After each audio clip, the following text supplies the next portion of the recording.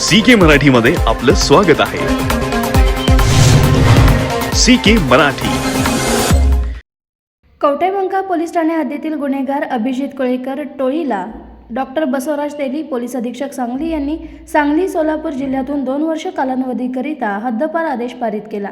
गुन्हेगारी टोळ्यांची दहशत मोडून काढून त्यांचे समूळ उच्चाटन व्हावं या पार्श्वभूमीवर सदरच्या हद्दपारीची कारवाई करण्यात आली। मिळालेल्या माहितीनुसार हद्दपार टोळी प्रमुख अभिजित आत्माराम कोळेकर, वय वर्ष 23, राहणार आरेवाडी, तालुका कवठेमंका।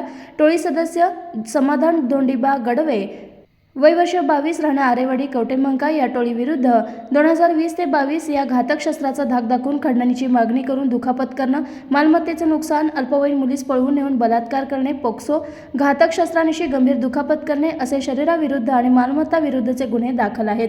सदर प्रस्तावाचे पोलीस अधीक्षक सांगली यांनी अवलोकन करत सुनील साळुंखे, चौकशी अधिकारी तथा उपविभागीय पोलीस अधिकारी जत यांच्याकडे चौकशी कामी पाठवला असता अहवाल टोळीविरुद्ध दाखल असलेल्या गुन्ह्याचा आणि सदस्यतेचा अहवाल, त्यांच्यावरील प्रतिबंधात्मक कारवाई आणि हालचाली या सर्व बाबी विचारात घेता पोलीस अधीक्षक सांगली यांनी सुनावणी घेत नैसर्गिक न्याय तत्वांचा व्यापक विचार करून टोळी प्रमुख आत्माराम कोळेकर आणि टोळी सदस्य समाधान धोंडीबा गडदे यांना महाराष्ट्र पोलीस अधिनियम 1951 च्या कलम 55 च्या तरतुदीनुसार सांगली, सोलापूर या जिल्ह्यांमधून 2 वर्षांच्या कालावधीकरिता तडीपारीचा आदेश पारित केलाय। टोळीने गुन्हे करणाऱ्या टोळ्यांवर बारकाईने नजर ठेवून त्या निस्तेनाबूत करण्यासाठी कडक कायदेशीर कारवाई यापुढेही करण्यात येणार असल्याचं माननीय बसवराज तेली, पोलीस अधीक्षक सांगली यांनी सांगितलं आहे।